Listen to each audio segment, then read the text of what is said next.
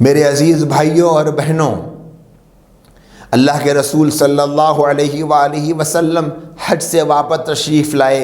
محرم کا مہینہ گزرا، سفر کے مہینے کے آخری عشرے میں تقریباً 26 تاریخ کو آپ علیہ السلام ایک بار شب کو اٹھے اور اٹھ کر اپنے غلام کو جگایا اور کہا مجھے حکم ہوا ہے کہ اہل بقیع کے لیے استغفار کروں۔ وہاں گئے، وہاں جا کر ان کے لیے استغفار کیا اور واپس تشریف لائے تو مزاج میں کچھ ناسازگی پیدا ہو چکی تھی۔ آپ حضرت عائشہ صدیقہ رضی اللہ تعالی عنہ کے حجرے میں تھے، سر میں درد اور بخار کی شکایت پیدا ہو گئی۔ اللہ کے نبی علیہ السلام کو سر کا درد شروع ہو گیا تھا۔ پھر آپ اگلے زوجہ کے پاس گئے، ایک کے بعد دیگرے ایک زوجہ کے پاس آپ کی باری ہوا کرتی تھی۔ 11 بیویوں سے آپ نے نکاح فرمایا تھا۔ آپ کی حیات طیبہ میں 9 ازواج آپ کی باقاعدہ حیات تھی اور 9 ازواج کے ساتھ آپ رہتے تھے۔ یہ 9 ازواج اور 11 شادیاں کیوں کی گئی؟ کیا اس کے مقاصد تھے اور کن وجوہات کی بنیاد پر اور کن حکمتوں کی بنیاد پر یہ نکاح کیے گئے؟ آپ نے اس سے پہلے گزشتہ یوم کی جو تقریر تھی سیرت ہی کے سلسلے میں آپ نے بڑی تفصیل سے اس کو سن لیا ہوگا۔ اگر نہیں سنا ہے تو آپ سن لیجئے گا، اس میں آپ کو تفصیل سے بتایا جائے گا کہ کیا حکمتیں تھیں، کیا وجوہات تھی، کن حالات میں نبی علیہ السلام نے نکاح فرمائے تھے۔ غرض یہ کہ اللہ کے نبی علیہ السلام کی باری دوسری زوجہ کے پاس تھی۔ اسی طرح یہ چہارشنبے کا دن آ گیا اور حضرت میمونہ رضی اللہ تعالی عنہ کی باری کا دن تھا۔ نبی علیہ السلام آپ کے حجرے میں تھے تو آپ کے سر کا درد شدت پکڑ لیا، آپ کو سر میں بہت شدت سے تکلیف ہونے لگی۔ اب آپ بالکل آرام کر رہے تھے اور بہت زیادہ سر کا درد تھا۔ ازواج مطہرات آتی جاتی، دیکھتی جاتی، نبی علیہ السلام یکے بعد دیگرے، چہارشنبے کے بعد جمعرات، جمعہ، ہفتہ، اتوار، اس طرح 5 دن گزر گئے۔ ہر دن اللہ کے نبی پوچھتے کل کس کی باری ہے، کل کس کی باری ہے؟ یعنی اللہ کے نبی علیہ السلام کو یہ اندیشہ تھا کہ کل کس کی باری ہے معلوم کروں، کیونکہ نبی کچھ چاہتے تھے۔ اگر نبی زبان سے کہہ دیتے تو وہ الگ بات ہوتی، لیکن نبی نے زبان سے نہیں فرمایا، آپ دل سے کیا چاہتے تھے۔ نبی علیہ السلام کی خواہش تھی حضرت عائشہ رضی اللہ تعالی عنہ کے حجرے میں رہوں۔ ازواج مطہرات سمجھ گئی آپ کی اس خواہش کو سمجھ کر، پھر جب پیر کا دن آیا حضرت عائشہ رضی اللہ تعالیٰ عنہ کے حجرے میں منتقل ہو گئے۔ پھر اس کے بعد کسی زوجہ نے نبی علیہ السلام کو وہاں سے اپنے پاس نہیں بلایا، بلکہ تمام کی تمام ازواج نے حضرت عائشہ ہی کے حجرے میں نبی علیہ السلام کو رکھنے کا ارادہ فرما لیا، کیونکہ نبی یہی چاہتے تھے۔ تو ازواج نے بھی نبی کی اس خوشی کا خیال فرمایا۔ اسی بیماری کے دوران آپ کو اسود عنسی، مسیلمہ کذاب اور طلیحہ اسدی، اس طرح کے مدعیان نبوت، جھوٹے باغی اور دجالوں کی خبر ملی۔ تو آپ نے انصار کی ایک جماعت کو اپنی زندگی میں ہی اسود عنسی سے مقابلے کے لیے بھیجا، اور وہ جانباز صحابہ اپنی دلیرانہ مظاہروں کے ذریعے سے اسود عنسی جیسے بدبخت اور ملعون کو نبی کی حیات طیبہ ہی میں واصل جہنم کر چکے تھے۔ اور پھر ان کے ماننے والے بہت سارے مرتد بھی ہو گئے، تو نبی علیہ السلام نے ان سے جہاد کا حکم بھی دیا۔ اسی طرح امی عائشہ رضی اللہ تعالی عنہ سے ایک مرتبہ فرمایا کہ مرض الوفات چل رہا ہے۔ آپ فرماتے ہیں کہ اے عائشہ، خیبر میں نے جو گوشت کھایا تھا، ایک یہودیہ کی دعوت میں اس نے زہر لگا کر آپ کو کچھ گوشت دیا تھا، وہ آپ کی زبان کو مس کر چکا تھا۔ نبی نے فرمایا یہ اسی زہر کا اثر ہے۔ امی عائشہ رضی اللہ تعالیٰ عنہ فرماتی ہے نبی علیہ السلام کی عادت شریفہ یہ تھی کہ جب بھی آپ کی طبیعت خراب لگتی تو آپ معوذات پڑھ لیا کرتے تھے، سورہ اخلاص، سورہ فلق، سورہ ناس پڑھ لیا کرتے اور اپنے ہاتھوں پر اس کا دم کرتے اور سارے بدن پر اس کو پھیر لیا کرتے تھے۔ تو امی جان فرماتی ہے میں نے اس حالت میں نبی کی بیماری کے زمانے میں میں نے اپنے طرف سے معوذات کو تو پڑھا، لیکن چونکہ نبی کے ہاتھ بڑے بابرکت ہے تو آقا کے ہاتھوں پر اس کو دم کر کے نبی کے جسم پر اس کو پھیلا دیا تھا۔ اسی طرح ایک واقعہ یہ ملتا ہے کہ وفات سے 4 روز قبل جمعرات کا دن تھا، جب مرض میں بہت شدت ہونے لگی تھی، تو جو لوگ نبی علیہ السلام کے حجرے میں تھے، نبی علیہ السلام نے ان کو فرمایا کہ کاغذ قلم دوات لاؤ تاکہ میں تمہارے لیے وصیت نامہ لکھوں، اس کے بعد تم گمراہ نہ ہوگے، یہ کہہ کر نبی نے فرمایا۔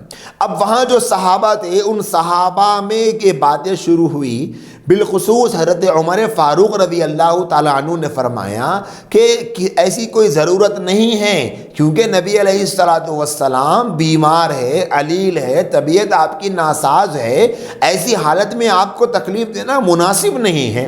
نبی علیہ السلام کے بارے میں اللہ کے نبی کے چہیتے صحابی حضرت عمر نے بہت اچھا سوچا، اور آپ نے فرمایا ہمارے لیے قرآن کافی ہے، قرآن کی رہنمائی ہمارے لیے کافی ہے۔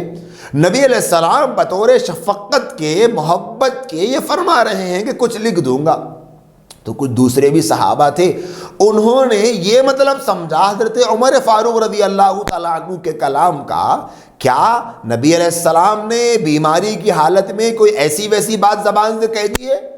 کہ ایسا ہو سکتا ہے کہ نبی کوئی ایسی بات کہیں؟ ایسا تو نہیں ہو سکتا، کیونکہ نبی ہے وہ تو وما ينطق عن الهوى ان هو الا وحی یوحی، سوائے وحی کے اور کچھ نہیں کہتے۔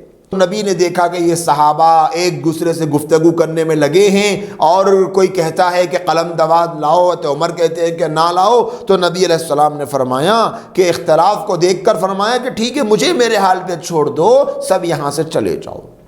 البتہ آپ نے زبانی نصیحتیں فرما دی۔ پہلی نصیحت یہ فرمائی مشرکین کو جزیرہ عرب سے نکال دو۔ دوسرا فرمایا وفود کی رخصتی کے وقت میں ہدیے وغیرہ دو جیسے میں دیا کرتا تھا۔ تیسرا فرمایا، راوی وہاں پر خاموش ہو گئے، کہتے ہیں کہ نبی علیہ السلام خاموش ہو گئے تھے۔ ایک روایت میں آتا ہے کہ نبی نے فرمایا کہ نہیں، تیسری جو آپ نے نصیحت فرمائی قرآن پر عمل کرنے کے بارے میں۔ اور بعض روایات میں آتا ہے کہ آپ نے فرمایا جیش اسامہ کو جو میں نے تیار کیا تھا انہیں بھیجو۔ اور بعض روایات میں آتا ہے کہ نبی علیہ السلام نے تیسری جو ہدایت فرمائی وہ یہ تھی کہ میری قبر کو سجدے گاہ نہ بنا دینا، جیسے یہودی اور عیسائیوں نے بنا دیا تھا۔ اسی طرح بعض روایت میں آتا ہے کہ نبی نے تیسری جو ہدایت فرمائی وہ یہ تھی کہ نماز کی پابندی کرنا۔ اور بعض روایات میں آتا ہے کہ تیسری جو ہدایت آپ نے بیان فرمائی وہ یہ تھی کہ غلاموں کا خیال رکھنا۔ اس میں سے ہر ہدایت تفصیل طلب ہے، ایک ایک ہدایت پر ہمیں عمل کرنے کی ضرورت ہے۔ بس ہم ایک مرتبہ توجہ سے سن لیں، ایک مرتبہ پڑھ لیں کہ نبی نے زندگی کے آخری ایام میں کیسی خوبصورت ہدایتیں ہمارے لیے کی تھی۔ سیرت مصطفیٰ میں علامہ ادریس صاحب کاندھلوی رحمۃ اللہ علیہ فرماتے ہیں کہ معلوم نہیں زبانی وصیت والے جو نبی علیہ السلام نے جو زبانی وصیت فرمائی، قلم کاغذ دوات منگوا کر بھی نبی علیہ السلام یہی لکھوانا چاہتے تھے ہوں گے، زبانی آپ نے بیان فرما دیا۔ اسی لیے تو پھر اس واقعے کے بعد میں نبی علیہ السلام نے پھر نہ قلم منگایا، نہ دوات منگائی، نہ کاغذ منگایا، نہ صحابہ کرام میں سے کوئی لے کر گئے، نہ نبی علیہ السلام نے کبھی یاد کیا، نہ حضرت عمر کے جانے کے بعد میں کوئی کاغذ قلم دوات لے کر پہنچا کہ نبی علیہ السلام کچھ لکھوانا چاہتے تھے لکھوا لے۔ کیوں؟ اس لیے کہ حضرت عمر جیسے جلیل القدر صحابی نے یہی سمجھا کہ نبی علیہ السلام نے اہم اور پورے بنیادی باتیں ہمیں بتلا دی ہے، سکھا دی ہے۔ اب بطور شفقت آپ کچھ کہنا چاہتے تھے، لکھنا چاہتے تھے، کیوں آپ کو اس مرض میں تکلیف دی جائے، یہ سوچ کر خاموش بیٹھ گئے۔ یہ محبت کے طور پر نبی علیہ السلام کے حکم کی نعوذ باللہ حضرت عمر فاروق رضی اللہ تعالیٰ عنہ نے مخالفت نہیں کی۔ جیسے صلح حدیبیہ کے موقع پر اللہ کے نبی علیہ السلام اور کفار مکہ کے درمیان میں صلح لکھی جا رہی تھی، تو حضرت علی رضی اللہ تعالیٰ عنہ نے لکھا تھا کہ محمد صلی اللہ علیہ وسلم کی طرف سے یہ صلح لکھی جا رہی، تو مقابل میں جو شخص تھا اس نے کہا کہ اگر ہم ان کو محمد رسول اللہ مان لیں گے تو پھر لڑائی جھگڑا کہاں رہے گا، لہٰذا یہ محمد کے آگے رسول اللہ کو میٹ دیا جائے۔ تو اللہ کے رسول نے حضرت علی رضی اللہ تعالیٰ عنہ سے فرمایا کہ علی، رسول اللہ کا لفظ میٹو، تو حضرت علی نے فرمایا یا رسول اللہ مجھ سے یہ نہیں ہوگا کہ میں رسول اللہ کا لفظ میٹوں۔ تو یہاں پر جو حضرت علی رضی اللہ تعالیٰ عنہ نے نبی علیہ السلام کے حکم کو نہیں مانا، یہ نعوذ باللہ آپ کی انہوں نے مخالفت نہیں کی، حکم عدولی نہیں کی، بلکہ یہ آپ کی محبت کا تقاضا تھا۔ اسی وجہ سے نبی علیہ السلام ناراض بھی نہیں ہوئے، کیونکہ انہیں پتا تھا کہ یہ میرے دیوانے ہیں، یہ کیسے میٹیں گے نام کو، آپ نے ہی میٹ دیا۔ اسی طرح یہاں پر بھی حضرت عمر فاروق رضی اللہ تعالیٰ عنہ کی یہ محبت تھی، غایت محبت تھی، نبی علیہ السلام کو کیوں زحمت ہو۔ یہاں رک کر میں ایک بات یہ کہنا چاہوں گا کہ بعض شیعہ حضرات کی طرف سے یہ مضبوط استدلال کیا جاتا ہے، کتابوں میں موجود ہے، کہتے بھی ہیں کہ اللہ کے نبی علیہ السلام یہ جو وصیت نامہ لکھوا رہے تھے یہ حضرت علی رضی اللہ تعالیٰ عنہ کی خلافت لکھوا رہے تھے، لیکن حضرت عمر نے روک دیا۔ سمجھ نہیں آتا کہ یہ مضمون اور یہ گفتگو اور اس طرح کا خلاصہ اس حدیث سے ان کو کہاں سے مل گیا۔ اس وقت جو صحابہ موجود تھے، اس وقت خود حضرت علی اور حضرت عمر اور ایسے جلیل القدر صحابہ اہل بیت موجود تھے، ان میں سے کسی کو یہ سمجھ نہیں آیا، ان کو یہ کیسے سمجھ آ جاتا ہے اللہ جانتا ہے۔ اگر واقعتاً ایسا ہوتا تو ضرور اللہ کے نبی علیہ السلام پھر سے لکھواتے تھے، اور ایسی کوئی بات نہیں تھی، کیونکہ اللہ کے نبی علیہ السلام نے غدیر خم ہی کے موقع پر بیان کر دیا تھا حضرت علی رضی اللہ تعالیٰ عنہ کے بارے میں، وہ دلیل بھی ان کی ناقابل اعتبار تھی، اور یہ دلیل تو بالکل بھی کمزور ہے، کیونکہ یہاں تو کوئی مقام و مرتبہ بھی نہیں بتایا گیا، بس ان کی اپنی طرف سے بنائی گئی یہ فرسودات ہے۔ چنانچہ لوگوں کے جانے کے بعد نبی علیہ السلام نے آرام فرمایا۔ ظہر کی نماز کے وقت جب آپ کی طبیعت کو کچھ سکون ہوا اور مرض کی شدت میں کچھ افاقہ محسوس ہوا تو آپ نے فرمایا کہ پانی کی 7 مشکیزیں لائے جائے، اور نبی علیہ السلام کے اوپر سے وہ پانی کی مشک ڈالی گئی۔ اللہ کے نبی نے فرمایا شاید کہ کچھ سکون مل جائے، اور وہ پانی ڈالنے کے بعد آپ کو کچھ سکون محسوس ہوا۔ پھر آپ حضرت عباس اور حضرت علی رضی اللہ تعالی عنہما کے سہارے مسجد تشریف لائے، آپ نے ظہر کی نماز پڑھائی، پھر ظہر کی نماز کے بعد آپ نے خطبہ دیا، اور یہ آپ کی زندگی کا آخری خطبہ ہے جو آپ نے صحابہ کے درمیان دیا تھا۔ ممبر پر تشریف لائے، حمد و ثنا کی، پروردگار عالم کی حمد و ثنا کے بعد اصحاب احد کے لیے مغفرت کی دعا کی۔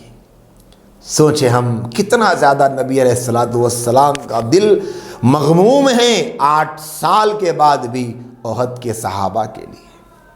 پھر نبی علیہ السلام نے مہاجرین سے فرمایا جو مکے سے مدینے کو ہجرت کر کے آئے تھے، جنہوں نے مکے میں ظلم اور تکلیفوں کی انتہا تک خود کو دیکھا تھا اور بے انتہا تکلیفیں انہوں نے برداشت کی تھی، ان مہاجر صحابہ سے فرمایا تم تعداد میں زیادہ ہو، اور انصار جنہوں نے ہماری مدد کی، جنہوں نے مدینے میں ہم کو ٹھکانہ دیا، اسلام کے پھلنے پھولنے میں، دشمنوں سے مقابلے میں بہت بڑا کردار ان انصار کا پایا جاتا ہے۔ فرمایا یہ انصار کم ہیں جنہوں نے مجھے ٹھکانہ دیا، ان کے نیک لوگوں کے ساتھ حسن سلوک کرنا، اور فرمایا جو ان میں سے ایسا ہے جس سے کوئی غلطی ہو جائے تو تم معاف کر دے۔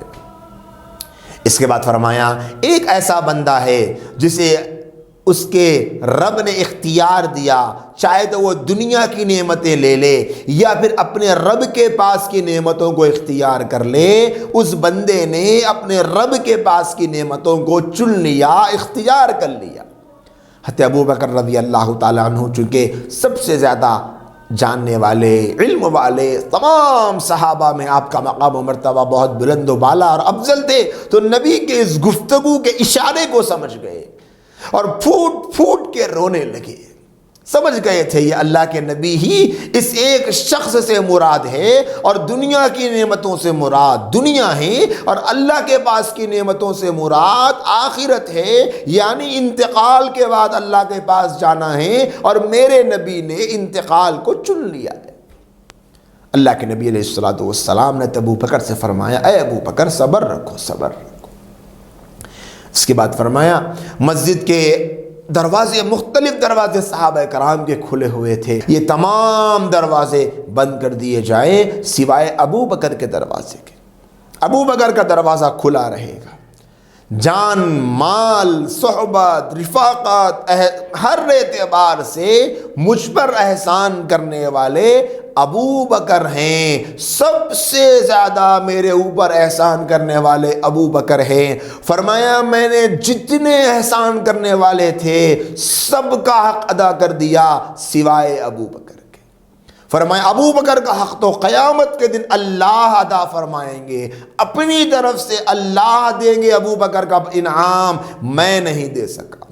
اور آگے فرمایا کہ میں نے اگر اپنے پروردگار کو خلیل نہ بنایا ہوتا تو میں ابو بکر کو خلیل بناتا، لیکن ابو بکر سے میری اسلامی اخوت ہے۔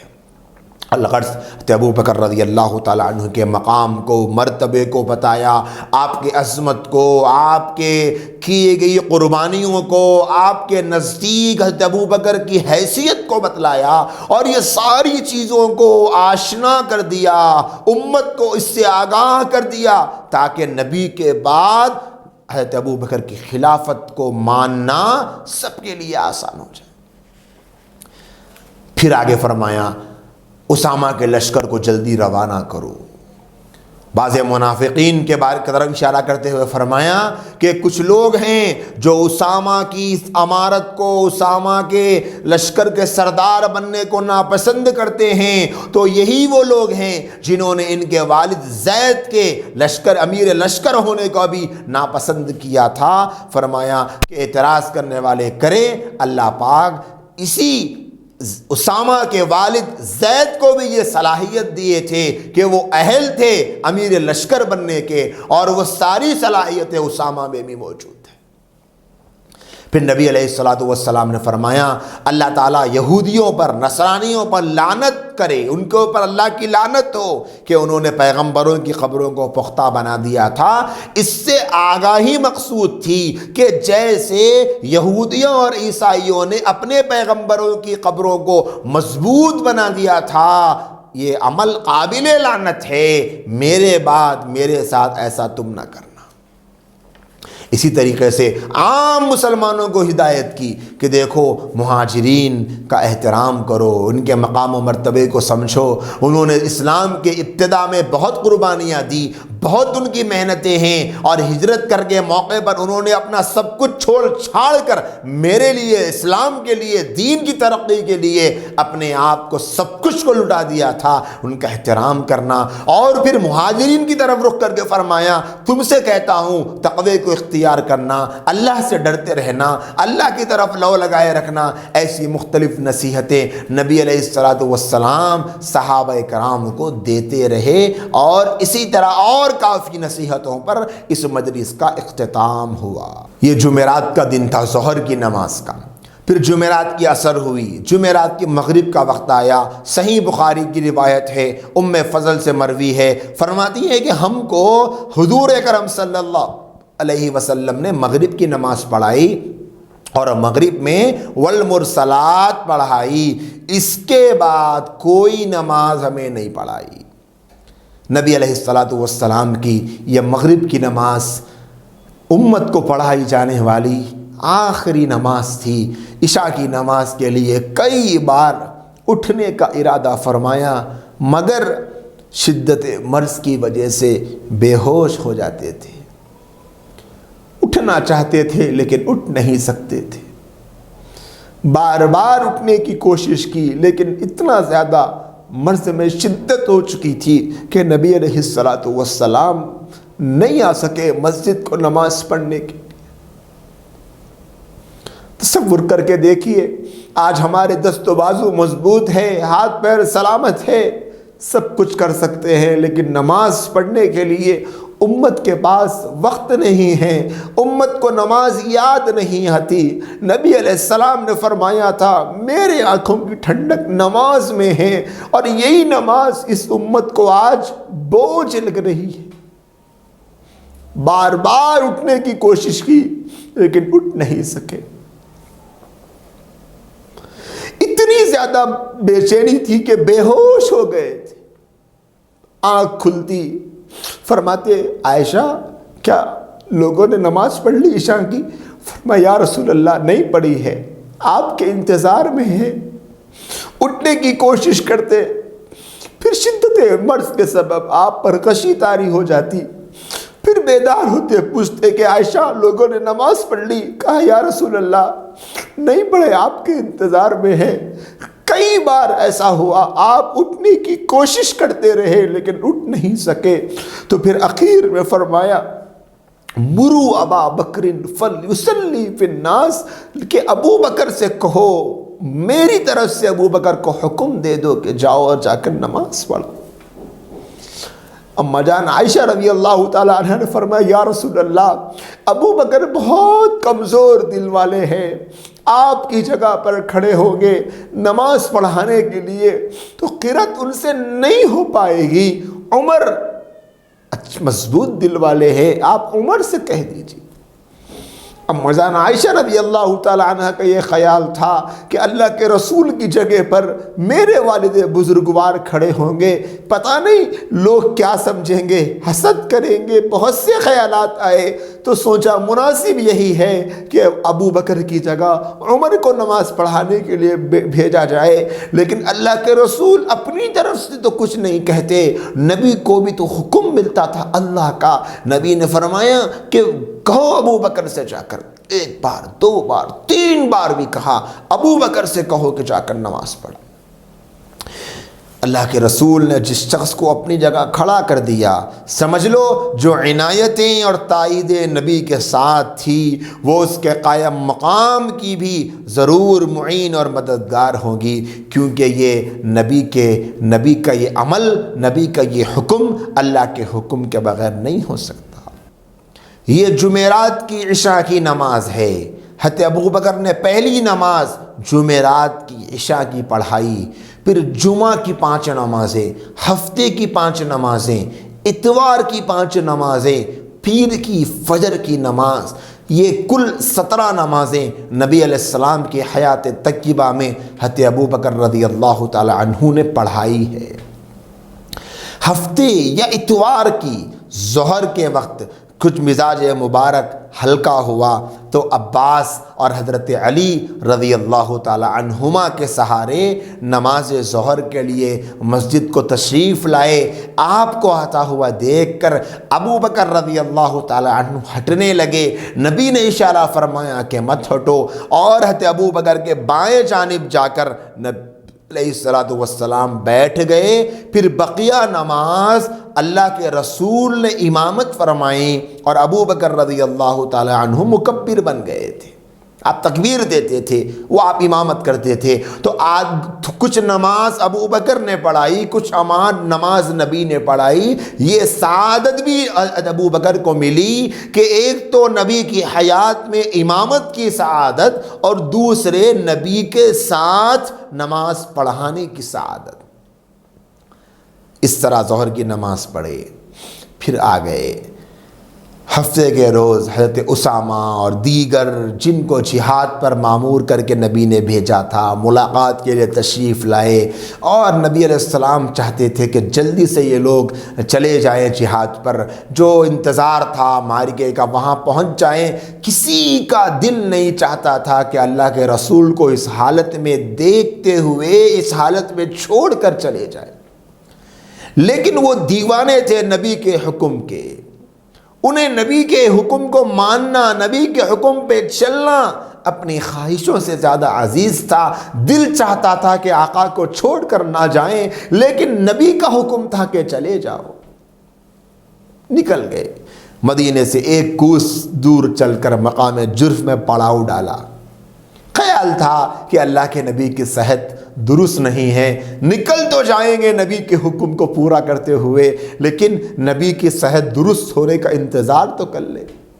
اتوار کے روز طبیعت میں شدت آئی، مرض کے سبب بہت زیادہ شدت بڑھنے لگی، تو پھر حضرت اسامہ رضی اللہ تعالی عنہ تشریف لائے، مقام جرف سے آئے کہ جن کے لیے ہمارے چہروں پر مسکراہٹیں رہا کرتی ہے، جن کی محبت میں ہم اپنی جان کو، جن کی محبت میں ہمارے آبا نے ہمارے نبی کے لیے جان کو نچھاور کر دیا، ان کی طبیعت ناساز ہو جائے تو ہم کیسے جائیں گے؟ آ گئے نبی کی خدمت میں اور آ کر پیشانی پر بوسہ دیا۔ اللہ کے نبی علیہ السلام نے دونوں ہاتھ آسمان کی طرف اٹھائے اور ان دونوں ہاتھوں کو اسامہ کے اوپر پھیر دیا۔ بہت محبت کرتے تھے، آپ ہی کی تو گود میں پلے بڑے تھے، چونکہ حضرت زید رضی اللہ تعالیٰ عنہ کے بعد انہی کے بیٹے تھے، نبی کے بڑے چہیتے اور بڑے لاڈلے تھے۔ آقا بھی انہیں بہت محبت کرتے تھے، وہ بھی نبی کو بہت محبت کرتے تھے۔ نبی کی زبان سے کچھ کہا نہیں جا رہا تھا تو آقا کریم نے اسامہ کے اوپر آسمان کی طرف دو ہاتھ اٹھائے، پھر اسامہ کے اوپر پھیر دیے۔ اسامہ رضی اللہ تعالیٰ عنہ نے محسوس کیا کہ نبی علیہ السلام مجھے دعا دینا چاہتے۔ بخاری شریف کی روایت ہے، فجر کی نماز پیر کا دن ہے، دوشنبے کا دن ہے، پیر کی صبح فجر کی نماز کو آپ نے حجرے کا پردہ اٹھایا، دیکھا کہ لوگ صف باندھے ہوئے ہیں، صبح کی نماز میں مصروف ہے۔ حضرت ابو بکر رضی اللہ تعالیٰ عنہ نماز پڑھا رہے ہیں، صحابہ اکرام کو دیکھ کر نبی علیہ السلام مسکرائے، گویا آپ یہ دیکھ کر کہ 23 سالہ میری محنتوں کا یہ باغ ہے، 23 سالہ میری محنتوں کا یہ خلاصہ ہے، 23 سال میں نے اپنی نبوت کی زندگی میں جو قربانیاں دیے، مکے کی زندگی میں جو میں نے قربانیاں دی، اور اب مکے کی زندگی میں جو ظلم، جو تکلیفیں میں نے سہی ہے، اور طائف کی ان گلیوں میں میرے اوپر جو زیادتیاں کی گئی تھی، اور مدینے میں آنے کے بعد جو حالات میرے ساتھ ہوئے ہیں، ان ساری محنتوں اور قربانیوں کے بعد یہ جماعت تیار ہوئی۔ صحابہ کو دیکھ کر مسکرائے۔ چہرے انور کا حال لکھا ہے کتابوں میں کہ یہ حال ہو گیا تھا کہ گویا مصحف شریف کا ایک ورق ہو، ایسا چمکتا دمکتا چہرہ۔ ادھر صدیق اکبر کا دل چاہتا تھا کہ میں ہٹ جاؤں اور اللہ کے رسول صلی اللہ علیہ وسلم تشریف لائیں گے، لیکن اللہ کے نبی نے اشارہ کر دیا تھا کہ اے صدیق اکبر نہ ہٹو، فرمایا اشارے سے کہ نماز پڑھتے رہو۔ اور صحابہ کا یہ حال تھا کہ وہ نماز توڑ کر اللہ کے نبی کے دیدار کے لیے آگے بڑھ جاتے، لیکن نبی علیہ السلام کیا اس طرح کا کوئی اشارہ نہیں ملا، اور آپ صلی اللہ علیہ وسلم کا پردہ اٹھا کر نمازیوں کی طرف دیکھنا یہ چہرے انور کی آخری جلوہ افروزی تھی، اور صحابہ اکرام کے لیے جمال نبوت کی آخری زیارت کا آخری موقع تھا۔ اس شاخ کی زبان حال گویا یہ شعر پڑھ رہی تھی، وَكُنْتُ أَرَاكَ الْمَوْتِ مِنْ بَيْنِ سَاعَةٍ فَكَيْفَ بِبَيْنٍ كَانَ مَوْعِدُهُ الْحَشْرِ، میں تو ایک گھڑی کی جدائیگی کو ہی موت سمجھتا تھا، بس اس جدائیگی کا کیا پوچھنا جہاں ملاقات کا وعدہ حشر کے بعد کا ہو۔ پھر نبی علیہ السلام نے اس پردے کو چھوڑ دیا، اور یہ نبی کے آخری اپنی امت پر نظر تھی، اور صحابہ نے نبی کو آخری مرتبہ دیکھا تھا۔ پھر اس کے بعد کبھی نبی علیہ السلام حجرے کے باہر نہیں نکلے، نہ اپنی امت کو نبی نے دیکھا، نہ صحابہ نے پھر نبی کو دیکھ پائے۔ اللہ کے نبی علیہ السلام حجرے میں تشریف لے گئے۔ صبح کی نماز کے بعد کچھ دیر گزری، حضرت ابو بکر رضی اللہ تعالیٰ عنہ تشریف لائے تو دیکھا کہ آج مزاج مبارک تھوڑی بہتر ہے، تو آپ نے اللہ کے رسول سے اجازت چاہی، یا رسول اللہ یہاں تھوڑی دور قریب پر حبیبہ بنت خارجہ کا مکان ہے جو آپ کی زوجہ تھی، آج ان کی باری کا دن ہے، میں نے دیکھا ہے کہ آج الحمدللہ آپ کی صحت بہتر لگ رہی ہے، اور آپ نے آج بڑی اچھی صبح فرمائی ہے، ایسا مجھے لگتا ہے کہ آپ الحمدللہ روح صحت ہو رہے ہیں، تو میں یہ چاہتا ہوں کہ اگر آپ اجازت دیں تو جا کر آ جاؤں۔ نبی علیہ السلام نے فرمایا کہ ٹھیک ہے جا کر آؤ۔ دوسروں کو اطلاع ملی تو اور صحابہ بھی اطمینان سے گھر کو چلے گئے۔ حضرت علی رضی اللہ تعالی عنہ حجرے کے باہر آئے، صحابہ نے پوچھا اب نبی علیہ السلام کی طبیعت کیسی ہے؟ حضرت علی نے فرمایا پہلے سے بہتر ہے۔ تو صحابہ کرام یہ سمجھ کر کہ اللہ کے نبی کی طبیعت اب بہتر ہو رہی ہے، وہ بھی اپنے اپنے گھروں کو چلے گئے۔ لوگ تو یہ سمجھ کر آپ کو افاقہ ہو رہا منتشر ہو چکے تھے۔ کچھ دیر نہ گزری تھی کہ عالم نزا شروع ہو گیا۔ عائشہ صدیقہ رضی اللہ تعالی عنہ کے آغوش میں سر رکھ کر لیٹ گئے۔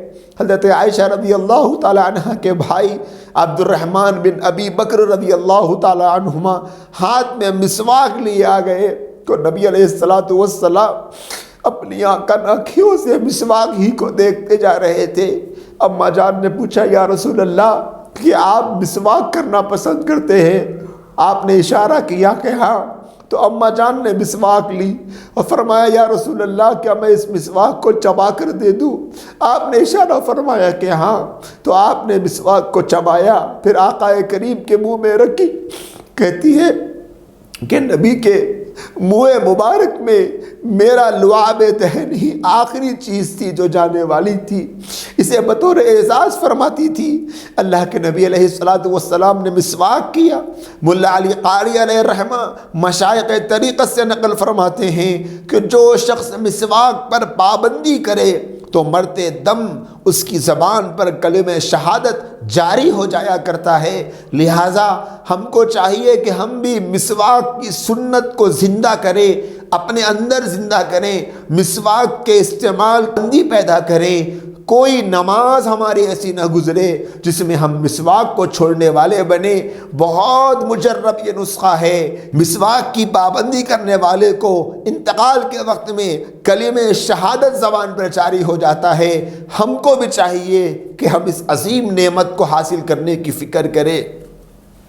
پھر اللہ کے نبی علیہ السلام کے پاس میں ایک پانی کا پیالہ رکھا ہوا تھا۔ درد سے بیتاب ہو کر بار بار اس پیالے میں ہاتھ ڈالتے جاتے اور ٹھنڈے پانی میں ہاتھ ڈالتے جاتے اور منہ پر پھیر لیتے جاتے تھے۔ بیتاب ہوتے جاتے، ہاتھ پانی میں ڈالتے رہتے، منہ پر پھیرتے رہتے۔ اس قدر بے چینی میرے اور آپ کے محبوب نبی کو تھی، اور آپ کی زبان پر یہ جملے جاری ہوتے اور آپ یہ کہتے جاتے لا الہ الا اللہ ان للموت سکرات، اللہ کے سوا کوئی معبود نہیں، بے شک موت کی بڑی سختیاں ہیں۔ بار بار اس پیالے میں ہاتھ ڈالتے جاتے، چہرے پر پانی ہاتھ پھیرتے جاتے اور یہ جملہ کہتے جاتے لا الہ الا اللہ ان للموت سکرات، اللہ کے سوا کوئی معبود نہیں، بے شک موت کی بڑی سختیاں ہیں۔ یقیناً دوستو، نبی علیہ السلام پوری انسانیت کے رہبر، پوری انسانیت کے لیے شفیق بنا کر بھیجے گئے۔ اتنے پیارے نبی، ایسے اللہ کے حبیب پیغمبر نزا کی ایسی تکلیفوں کو برداشت کر رہے ہیں۔ فرماتے ہیں ان للموت سکرات، بے شک موت کی بڑی سختیاں ہیں۔ میرا اور آپ کا کیا ہوگا؟ میری اور آپ کی حالت نزا کیسے گزرے گی؟ آقا کی اتنی سختی، آقا فرماتے کہ آپ پانی میں ہاتھ ڈالتے، چہرے پر پھیرتے، پھر نزا کے بارے میں کہتے جاتے کہ موت کی بڑی سختیاں۔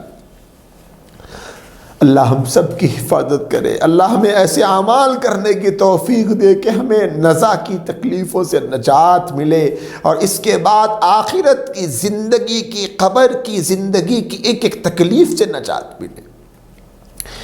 پھر چھت کی طرف دیکھا اور ہاتھ اٹھا کر یہ فرمایا اللہم فی الرفیق الاعلی، اے اللہ میں رفیق اعلیٰ میں جانا چاہتا ہوں۔ جو انبیاء اور مرسلین کا مسکن ہے وہاں جانا چاہتا ہوں۔ امی عائشہ رضی اللہ تعالی عنہ فرماتی ہے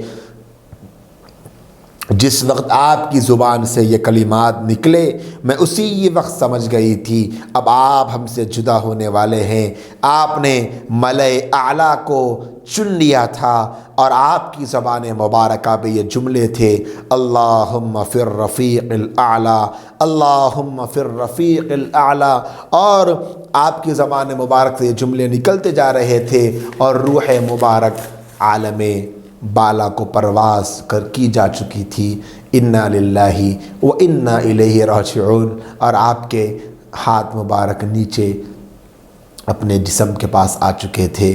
یہ جو آپ علیہ الصلوۃ والسلام کا وصال ہوا اس مہینے میں تو کسی کا اختلاف نہیں ہے، ربیع الاول کا مہینہ تھا اور پیر ہی کا دن تھا، اس میں بھی کسی کا اختلاف نہیں۔ عروہ بن زبیر رضی اللہ تعالی عنہ سے مروی ہے کہ زوال کے وقت میں وصال ہوا، یہی روایت صحیح ہے، اور سیرت مصطفیٰ میں علامہ ادریس کاندھلوی علیہ الرحمہ نے فرمایا 2 ربیع الاول کو تاریخ وصال کا قول علامہ سہیلی کا بھی ہے، اور حافظ ابن حجر رحمۃ اللہ علیہ نے بھی اسی کو راجح قرار دیا۔ عمر مبارکہ آپ کی انتقال کے وقت میں 63 برس کی تھی، 63 ایئرس کی، یہی راجح قول ہے۔ نبی علیہ الصلوۃ والسلام جس کے بارے میں صحابہ کرام نے کبھی تصور بھی نہیں کیا تھا ہوگا، جو نبی ہمیں قرآن لے کر آئے، موت کا درس دیتے ہیں، سناتے ہیں کہ موت آنے والی ہے، کل نفس ذائقۃ الموت، اور سناتے ہیں ایک مرتبہ جب موت آ جاتی ہے تو کسی کے لیے نہیں ٹلتی، کسی کے لیے موت میں رخصتی نہیں، گنجائش نہیں، احادیث کے ذخیرے بھرے پڑے تھے، صحابہ نے نہیں سوچا تھا یہی نبی چلے جائیں گے۔ حضرت عمر نے فرمایا نا، ایک آپ کا قول ہے کہ ہم نے یہ سوچا تھا ہمارے انتقال کے بعد میں ہمارے نبی کا انتقال ہوگا، لیکن ہم نے یہ نہیں سوچا تھا کہ نبی کا انتقال ہم سے پہلے ہو جائے گا۔ صحابہ کا یہ حال کہ دنیا نے کبھی اس سے پہلے نہ ایسا درد بھرا منظر دیکھا تھا، نہ قیامت کی صبح تک دنیا کبھی ایسا منظر دوبارہ دیکھ پائے گی کہ پورے مدینے میں کوہرام مچ گیا کہ اللہ کے رسول دنیا سے پردہ فرما گئے۔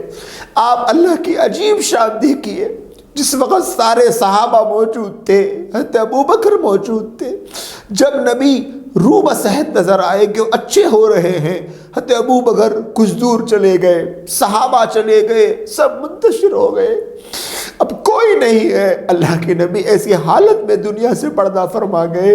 حضرت عثمان غنی جو اللہ کے نبی علیہ الصلوۃ والسلام پر ابتدائے اسلام کے موقع پر ہی آپ کے دامن میں آ چکے تھے، آپ کے دوہرے داماد تھے، بے پناہ محبت تھی، لکھا ہے کہ سکتے کے عالم میں چلے گئے، آپ کے منہ سے بات نہیں نکل رہی تھی، بات بند ہو چکی تھی، کچھ سمجھ نہیں آ رہا تھا کہ یہ کیا ہو گیا۔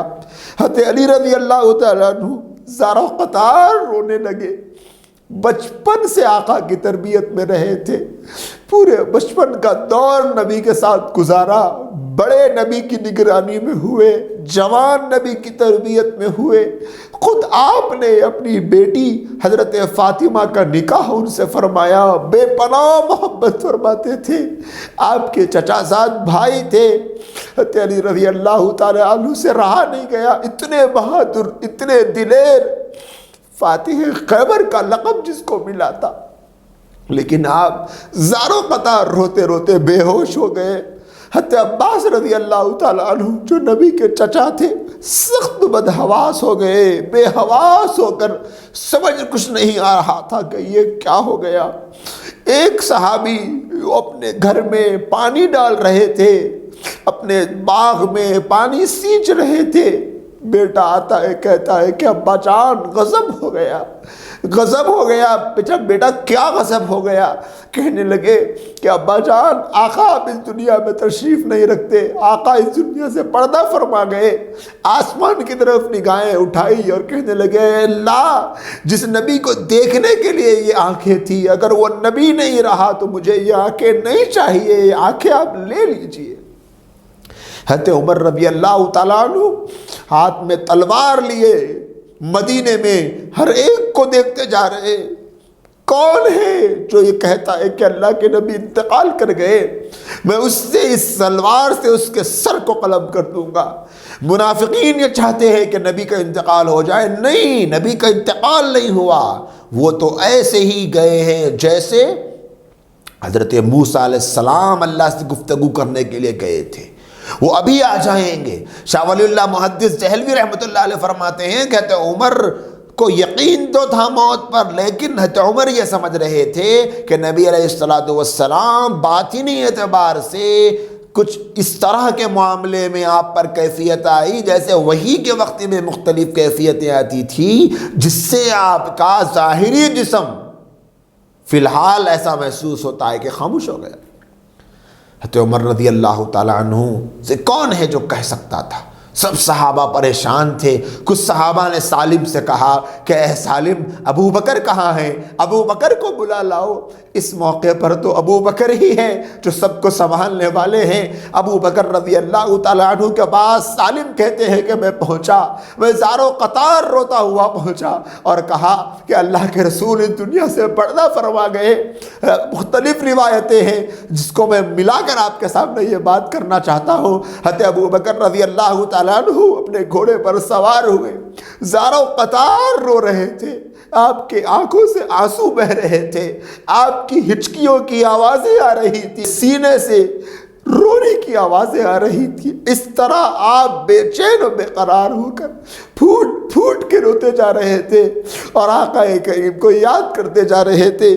اللہ کے نبی علیہ السلام کے پاس پہنچے، مسجد نبوی کے پاس اپنے سواری کو روکا، اپنے اتنے غم اور تکلیف کے سیلاب کو قابو میں کرتے ہوئے نبی کے حجرے میں پہنچے۔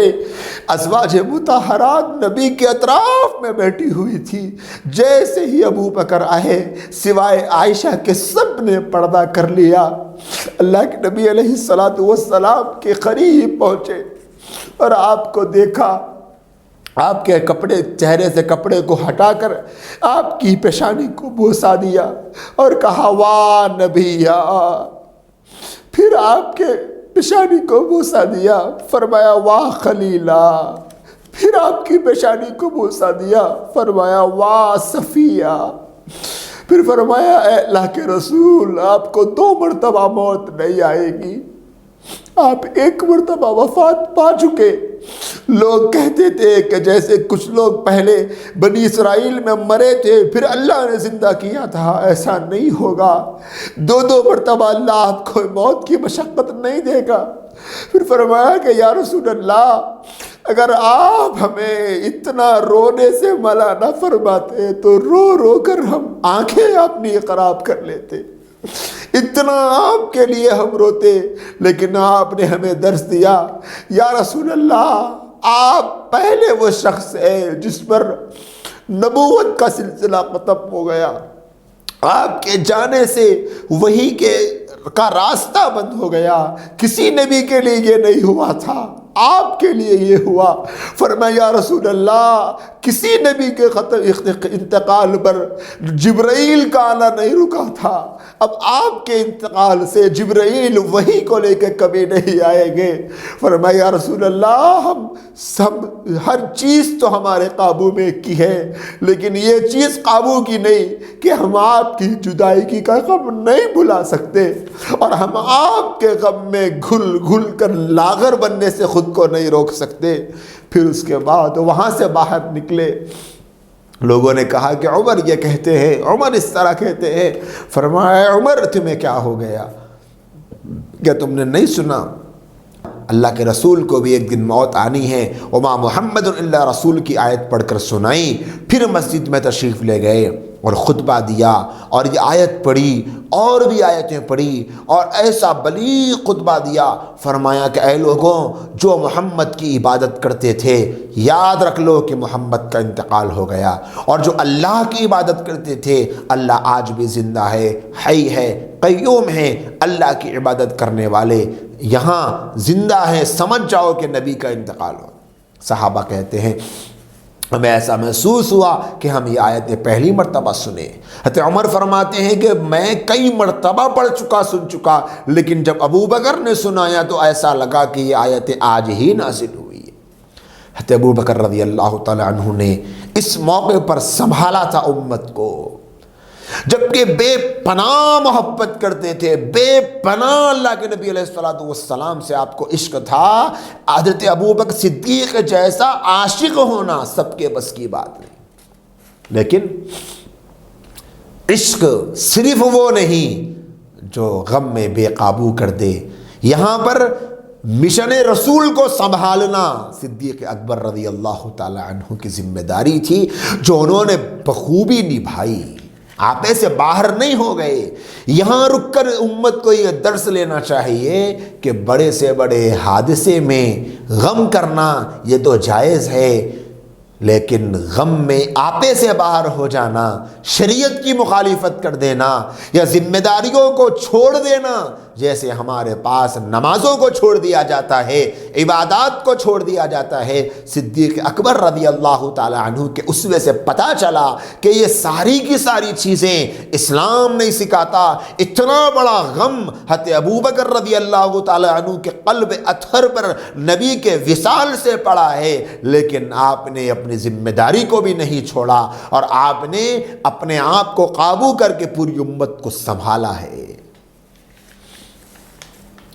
پھر تجہیز و تکفین کا معاملہ آیا، اللہ کے نبی علیہ الصلوۃ والسلام کو غسل دیا جائے یا نہیں دیا جائے، کیونکہ پہلی مرتبہ ان صحابہ نے کسی نبی کے وصال کو دیکھا، نہ پہلی تاریخ پڑھے ہوئے تھے، نہ یہ جانتے تھے، نہ اس کی کچھ خبر تھی، سوچا نہیں تھا کہ ایسا ہوگا، نبی کا وصال ہو گیا۔ اب ایک ایک چیز معلوم کرنے کی تھی، اور وہاں پر سقیفہ بنی ساعدہ میں انصار کا ایک اجتماع ہوا۔ جو انصار صحابہ تھے وہ ایک جگہ جمع ہوئے، انہوں نے یہ مشورہ کیا کہ سب سے پہلے خلیفہ کا انتخاب کیا جائے کہ نبی کے بعد کون خلیفہ بنیں گے۔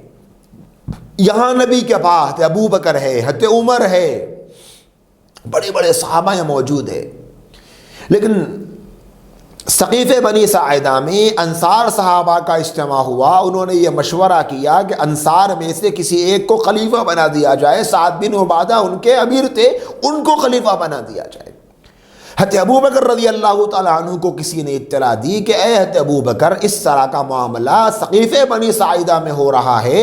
حضرت ابو بکر نے حضرت عمر سے مشورہ کیا کہ یہ بہت اہم معاملہ ہے کہ اگر کسی کو خلیفہ بنا دیا گیا بغیر سارے مسلمانوں کے مشورے کے تو کہیں یہ کوئی فتنہ نہ بن جائے، کہیں کوئی آپس میں رسہ کشی نہ ہو جائے۔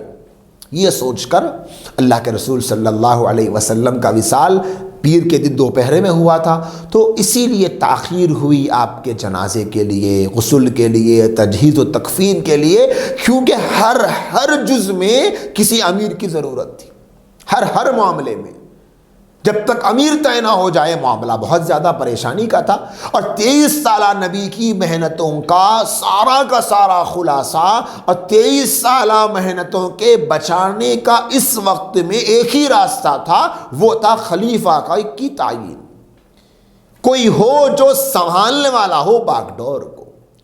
اسی لیے حضرت ابو بکر، حضرت عمر، حضرت ابو عبیدہ رضی اللہ تعالیٰ عنہ مجمعین، اس طرح کے کچھ صحابہ مل کر سقیفہ بنی ساعدہ کو پہنچ گئے۔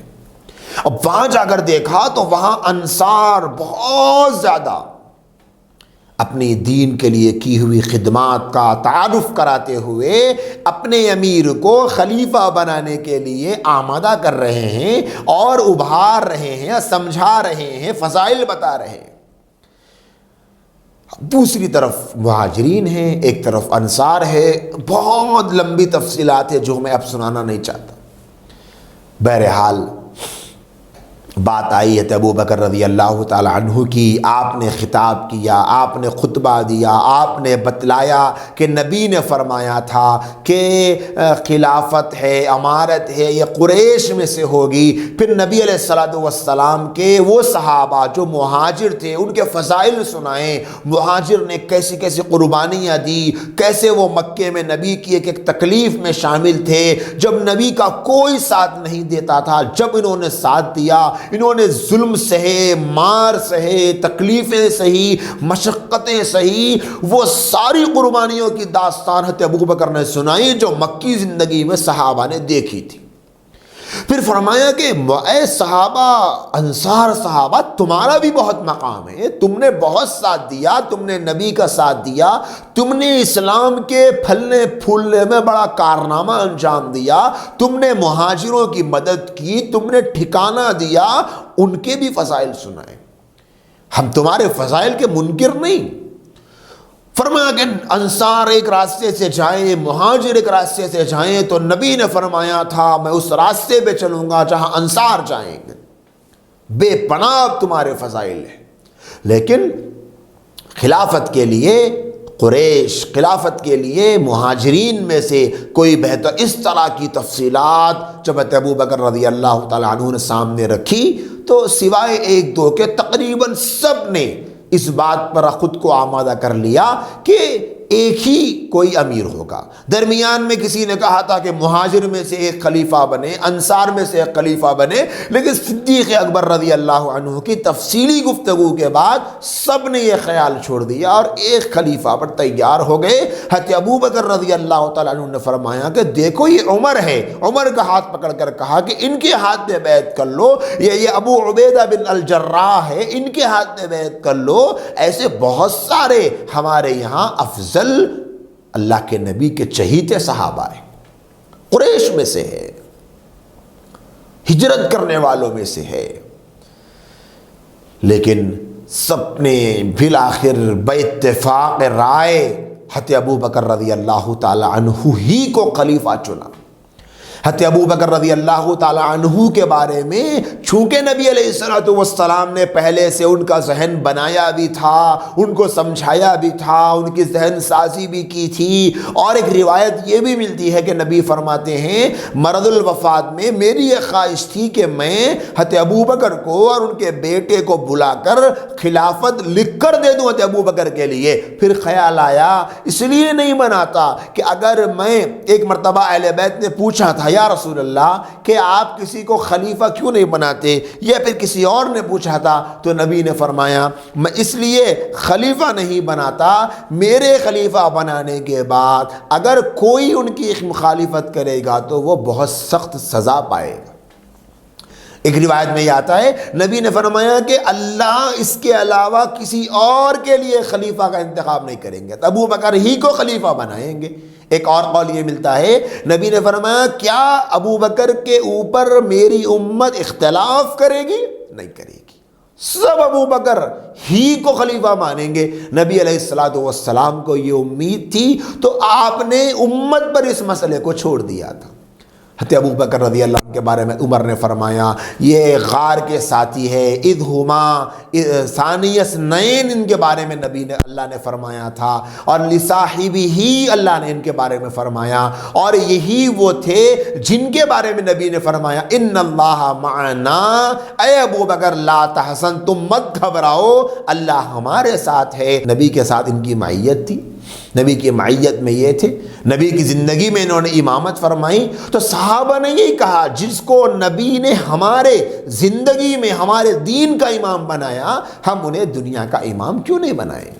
بہرحال بہت تفصیلی گفتگو ہے۔ ابو بکر رضی اللہ تعالیٰ عنہ خلیفہ بنے، وہاں پر بیعت ہوئی، وہاں کے مہاجرین نے بیعت کی، انصار نے بیعت کی، اور تمام لوگوں نے بیعت کی، تقریباً وہاں کے لوگ بیعت کیے، پھر مدینہ منورہ کو آئے، پھر اگلے دن عمومی بیعت ہوئی۔ بہرحال اس بیعت کا معاملے کو اس لیے مقدم کیا گیا، لوگ کہتے ہیں کہ صحابہ کرام نعوذ باللہ نبی کے وصال کے بعد آپ کی تجہیز اور تکفین سے پہلے بیعت کے مسئلے میں الجھ گئے تھے۔ یہ نعوذ باللہ حالات کی نزاکت کو نہ جاننے کا نتیجہ تھا، کیونکہ نبی علیہ السلام کی خصوصیات میں سے خصوصیت یہ ہے کہ زمین پر انبیاء کے جسموں کو حرام قرار دے دیا گیا، انبیاء کے جسم خراب نہیں ہوتے، اور اسی وجہ سے نبی علیہ السلام کے جنازے میں تھوڑی سی تاخیر کی گئی، اور اتنے زیادہ لوگ تھے اور اتنا بڑا معاملہ تھا، بیعت کا، خلافت کا مسئلہ حل ہوا۔ حضرت ابوبکر رضی اللہ تعالیٰ عنہ نہیں چاہتے تھے کہ مجھے خلیفہ بنایا جائے، لیکن آپ کو خلیفہ بنایا گیا، تو صحابہ نے خلافت کے مسئلے کو ترجیح اسی بنیاد پر دی کہ نبی کے سامنے ہی، نبی کے وجود مسعود کی موجودگی میں ہی ہم نبی کے اس لگائے گئے 23 سالہ باغ کی حفاظت کا انتظام کر لیں گے، یہ ہم سمجھ لیں۔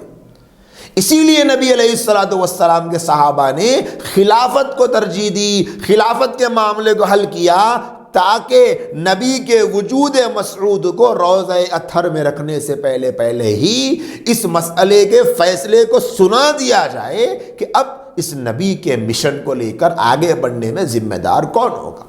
فیصلہ ہو گیا، مہاجر میں سے خلیفہ ہوں گے، انصار ان کے معاون اور مددگار ہوں گے۔ اب ایک ایک مسئلہ حل ہوا۔ یہ بے بنیاد اعتراض ہے، اس کی کوئی حقیقت نہیں ہے۔ غسل دیا جائے یا نہ دیا جائے؟ فرمایا غسل دیا جائے گا۔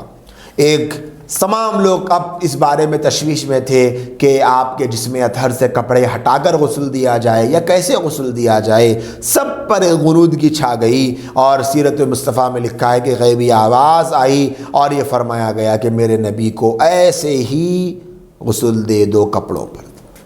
حضرت علی رضی اللہ تعالیٰ عنہ غسل دے رہے تھے، حضرت عباس اور ان کے 2 صاحبزادے رضی اللہ تعالیٰ عنہم وہ لوگ پانی کروٹیں بدل رہے تھے، اور حضرت اسامہ اور شقران پانی ڈال رہے تھے۔ اس طرح آپ کے غسل کی تفصیل ہے، اور غسل کے بعد آپ کو 3 کپڑوں میں کفن دیا گیا، جس میں قمیص اور عمامہ بھی نہیں تھا، اور جب کفن دیا گیا تو آپ کا وہ پیراہن اور وہ لباس جو آپ پہنے ہوئے تھے وہ آپ کا نکال لیا گیا۔ اسی طرح پھر آپ کو کہاں لے جایا جائے، اس میں بھی بہت زیادہ اختلاف ہو رہا تھا کہ مکہ میں لے جائے آپ کو تدفین کرے، یا پھر آپ کے مدفن ابراہیم پر تدفین کرے، یا مسجد نبوی میں آپ کو دفن کرے، یا پھر آپ کی تدفین بقیع جنت البقیع میں کی جائے۔ تو ابوبکر رضی اللہ تعالیٰ عنہ نے فرمایا کہ میں نے سنا پیغمبر اسی جگہ دفن ہو جہاں پر ان کی روح قبض ہوتی ہے، اور یہ حضرت ابوبکر رضی اللہ تعالیٰ عنہ ہی جانتے تھے، اور یہ مسئلہ بھی بہتر یہی ہے کہ اسی جگہ ہو۔ اگر کہیں کوئی اور صورت کبھی ہو جائے تو اس کی ایک الگ شکل علماء نے لکھی ہے۔ ایسے بہت سے مسائل حضرت ابوبکر رضی اللہ تعالیٰ عنہ ہی کو پتہ تھے، آپ بہت زیادہ ساتھ رہا کرتے تھے۔ پھر اب سوال پیدا ہوا قبر کیسی کھودی جائے، کیونکہ نبی کا معاملہ ہے، ہر چیز پہلی مرتبہ ہو رہی، نبی موجود ہوتے، نبی بتا دیتے، یا وحی کی روشنی میں نبی کو علم ہو جاتا، آپ سنا دیتے۔ قبر کیسی کھودی جائے؟ تو جو صحابہ مکے سے آئے تھے ہجرت کر کے، وہ مکے کے طریقے کے مطابق کہتے کہ بغلی قبر ہو، اور حضرت ابو عبیدہ بغلی قبر کھودنے میں ماہر تھے، اور انصار کے صحابہ جو مدینے میں رہتے تھے وہ یہ چاہتے تھے کہ قبر لحد کے اعتبار سے تیار کی جائے، اور ابو طلحہ لحد کی قبر تیار کرنے میں بڑے ماہر تھے۔ اب کیا کیا جائے؟ تو کہا گیا کہ دونوں کو بلایا جائے، جو پہلے آئیں گے اس اعتبار سے قبر تیار کی جائے گی۔ چنانچہ ابو طلحہ پہلے آ گئے تو لحد کے اعتبار سے نبی علیہ السلام کی قبر تیار کی گئی۔ اب نماز جنازہ کا مسئلہ آیا، مستدرک اور بزار اور مستدرک حاتم اور مسند بزار میں یہ بات ہے کہ آپ صلی اللہ علیہ وسلم سے ایک روز اہل بیت نے مرض الوفات میں حجرہ عائشہ میں ملاقات کی، نبی نے بلایا تھا، تو اس وقت میں نبی سے یہ سوال کیا کہ آپ کی نماز جنازہ کون پڑھائے گا؟ تو نبی علیہ السلام نے فرمایا کہ پہلے تجہیز و تکفین سے تم فارغ ہو جاؤ، اس کے بعد تھوڑی دیر باہر رہو۔ پہلے جبرائیل امین تشریف لائیں گے، وہ نماز پڑھیں گے، پھر میکائیل آئیں گے، پھر اسرافیل آئیں گے، پھر ملک الموت آئیں گے اسرائیل علیہ السلام، پھر باقی فرشتے آئیں گے۔ اس کے بعد تم ایک ایک گروہ کر کے اندر داخل ہونا اور نماز پڑھنا۔ شمائل ترمذی میں ہے کہ صدیق اکبر رضی اللہ تعالی عنہ سے پوچھا گیا کہ رسول اللہ صلی اللہ علیہ وسلم کی جنازے کی نماز پڑھی جائے؟ فرمایا کہ ہاں پڑھی جائے۔ پوچھا کہ کس طرح پڑھی جائے؟ تو آپ نے بتایا کہ ایک ایک گروہ حجرے میں جائے گا، تکبیر کہے، پھر درود پڑھے اور دعا پڑھے، پھر باہر آ جائے۔ قاضی عیاض رحمۃ اللہ علیہ فرماتے ہیں صحیح یہی ہے کہ آپ صلی اللہ علیہ وسلم پر حقیقتاً نماز جنازہ پڑھی گئی تھی۔ پھر اب اس کے بعد آپ کی تدفین کا معاملہ تھا، تو پیر کی دوپہر کو آپ کا وصال ہوا تھا۔ ہجرت کر کے مدینہ بھی اسی روز آئے تھے حضرت علی اور حضرت عباس رضی اللہ تعالی عنہما، اور ان کے دونوں صاحبزادے فضل اور قشیم نے آپ کو قبر میں اتارا۔ اس طرح آپ کی یہ تدفین کا مرحلہ مکمل ہوا۔ منگل کی رات بھی گزر چکی تھی، چہارشنبے اور منگل کے درمیان، کچھ کہتے ہیں کہ چہارشنبے کو۔ بہرحال پیر کے دوپہر کو انتقال ہوا، پیر کی شام تک بیعت کا معاملہ حل ہوا۔ منگل کی صبح سے یہ ساری تیاریاں شروع ہوئی، غسل ہوا اور کفن ہوا، اور اس طرح کیونکہ ہر معاملے میں تفصیلات ہے، تاخیر ہوتی چلی گئی۔ پھر اس کے بعد نماز جنازہ کا بھی بہت لمبا مسئلہ ہے۔ سارے لوگ یکے بعد دیگرے حجرے میں جتنے آ سکتے تھے جاتے، نماز پڑھتے، باہر آتے، اس طرح لمبا وقت لگا نماز پڑھنے کے لیے بھی۔ تو اس طرح منگل کی رات ہو گئی تھی۔ پھر اس کے بعد آپ کی تدفین عمل میں آئی تھی۔ فدا کا ابی و امی یا رسول اللہ انا للہ و انا الیہ راجعون۔ تو دوستوں، اللہ کے نبی علیہ الصلوۃ والسلام کے وصال کا، مرض الوفات کا بہت زیادہ دل کو چھو لینے والا، دل کو دہلا دینے والا یہ سارا تفصیلی منظرنامہ تھا۔ بس سلسلہ تھا سیرت مصطفیٰ صلی اللہ علیہ وسلم کا، اسی لیے یہ سنایا جا سکا، ورنہ آقا کریم کے وصال اور جدائیگی کے قصے کو، واقعے کو کیسے ہم سنا پائیں گے؟ ہمارا طبیعتیں ساتھ نہیں دے سکتی، اور انسان ہے کہ اس کا وجود ہل کے رہ جاتا ہے آقا کریم کی جدائیگی کے منظر کو بیان کرنے سے۔ بہرحال اس کے بعد سیرت کا پیغام امت کے نام، اس ایک موضوع کے ساتھ میں یہ ساری کے ساری سیریز مکمل ہو جائے گی اور ختم ہو جائے گی۔ اللہ پاک سے دعا ہے اللہ ہم تمام کو توفیق عمل نصیب فرمائیں، نبی کی سیرت کو پڑھنے، سننے، جاننے کی توفیق عطا فرمائیں۔ السلام علیکم ورحمۃ اللہ وبرکاتہ۔